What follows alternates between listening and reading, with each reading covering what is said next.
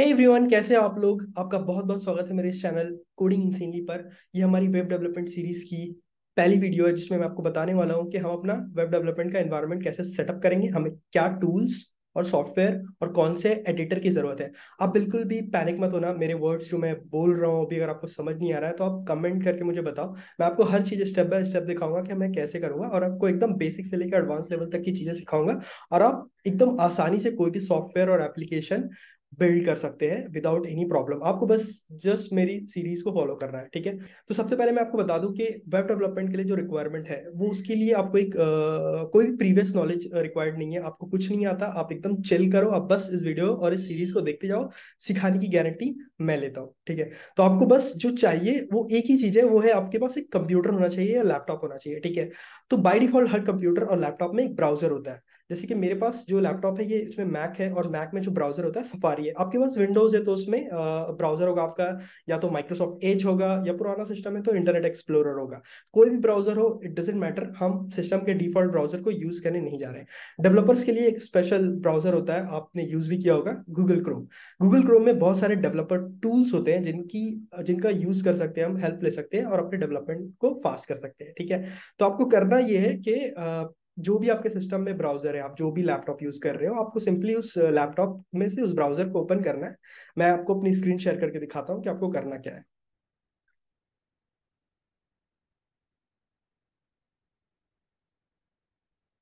Okay, सो ये देख लो मेरी सिस्टम, एंड यहाँ पर जो मेरे पास ब्राउजर है वो है सफारी। अगर आपके पास सफारी है तो वो कुछ ऐसा दिखेगा। एंड आपको सिंपली ब्राउजर में जहां पर भी सर्च ऑप्शन है आप सिंपली टाइप कर दो क्रोम डाउनलोड, ठीक है। क्रोम डाउनलोड, यहाँ पर आपको ऑप्शन आएगा, पहला स्पॉन्सर्ड होगा, स्किप मारो। देन आपके पास ऑप्शन आएगा गूगल क्रोम वेब ब्राउजर, तो आपको simply Google Chrome web browser पे क्लिक करना है। अब ये गूगल का पेज ओपन हो गया और यहाँ से हमें गूगल का क्रोम का लेटेस्ट वर्जन इंस्टॉल कर लेना है। तो मैं मैक यूज कर रहा हूँ, उसके लिए जो वर्जन अभी शो हो रहा है 10.15। ये डिपेंड करता है आपके टाइम पे, आप कौन से टाइम पे डाउनलोड कर रहे हो, इट डजेंट मैटर, ठीक है। कोई सा भी वर्जन डाउनलोड कर रहे हो, आपका बस ब्राउजर होना चाहिए और वहां पर हम इंटरनेट एक्सप्लोर कर सकते हैं, ठीक है। दूसरी चीज जो हमें चाहिए होता है वेब डेवलपमेंट के लिए, वो होता है टेक्स्ट एडिटर।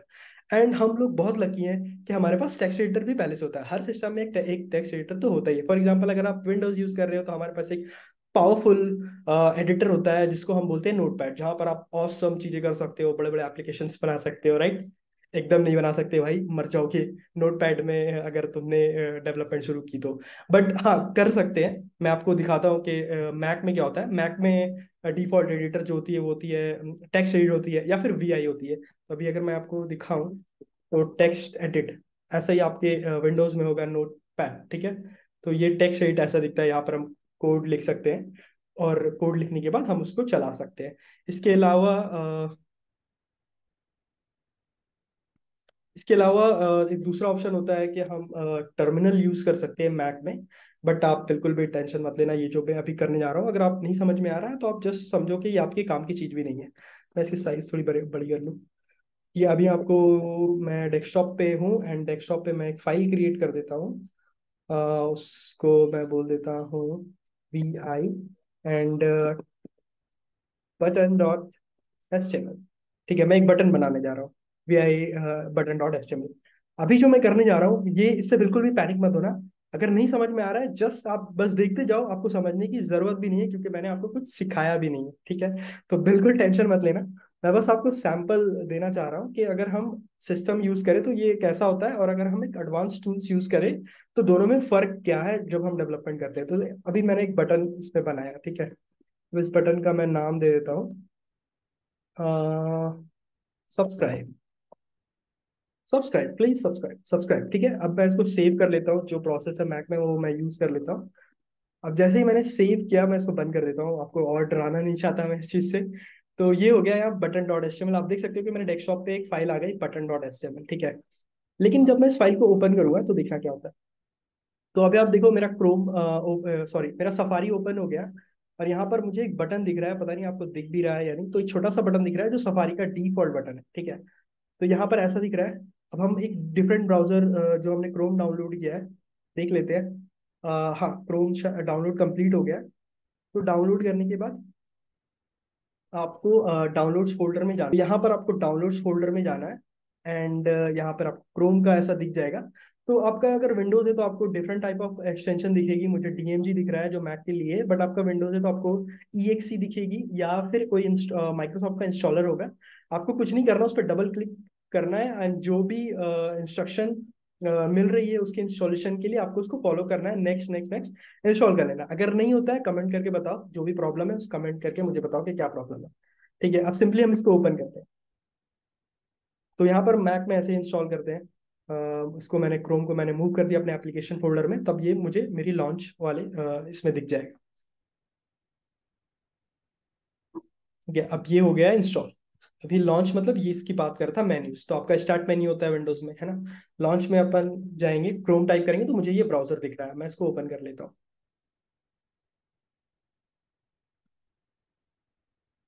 अभी मैंने ओपन कर लिया, फिलहाल क्लोज भी कर देता हूँ। तो मैंने आपको अभी अभी एक बटन बना के दिखाया था, है ना।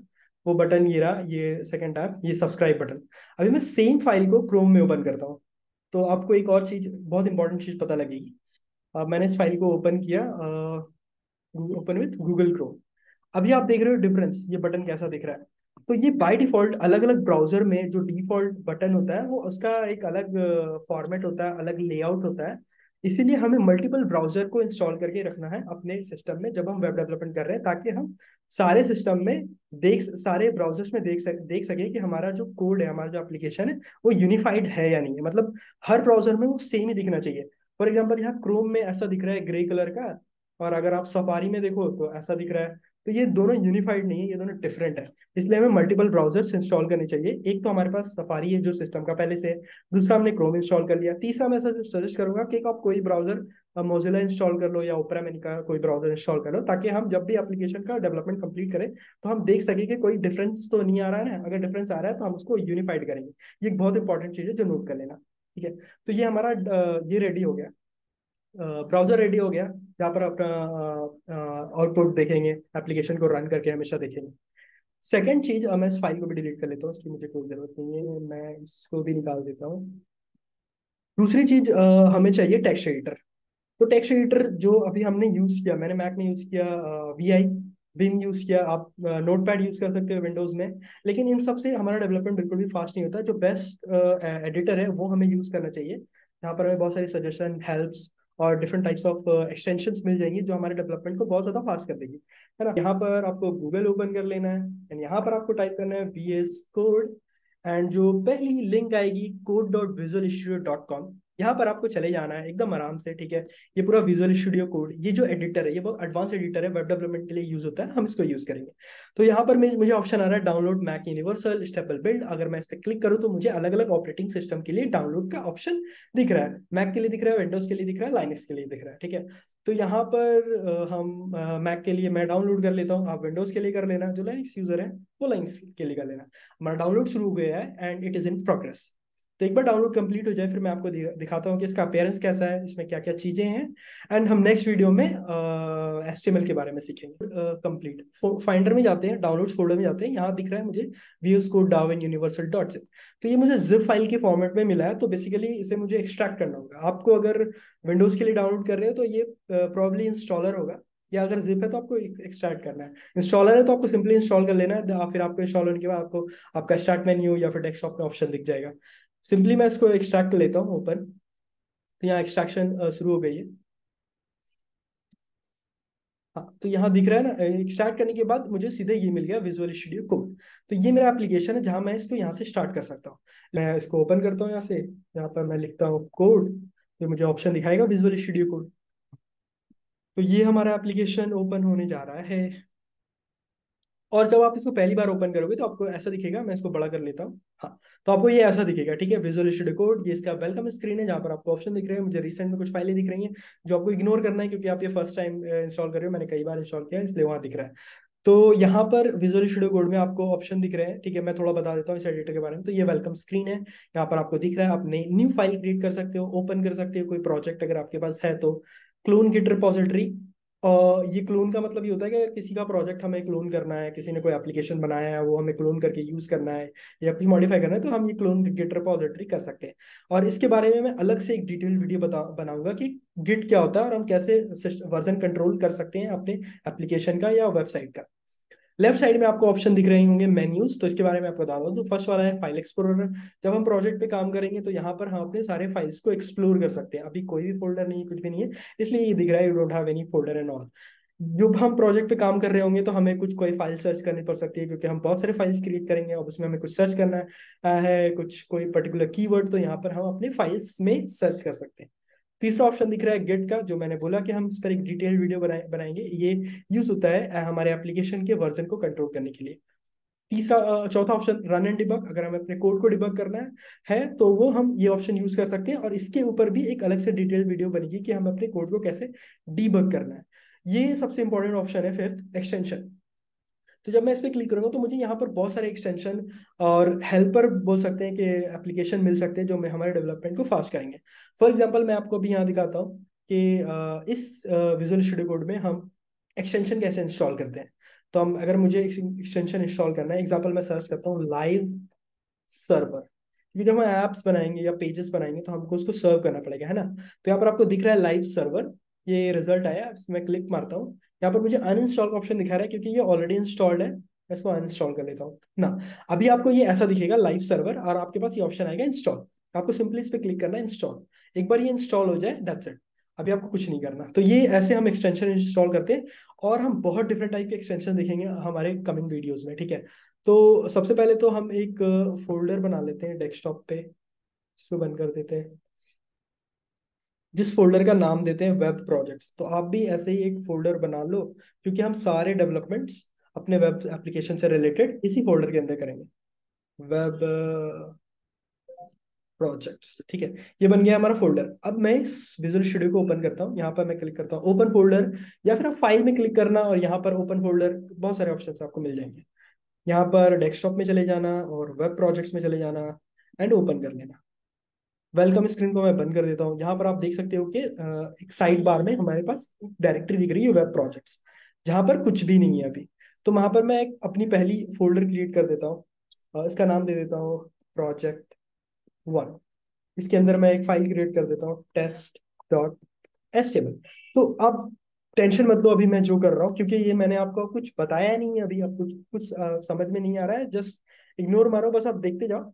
जब हम HTML के बारे में डिटेल वीडियो बनाएंगे तब आपको समझ में आएगा कि HTML क्या है और कैसे काम करता है।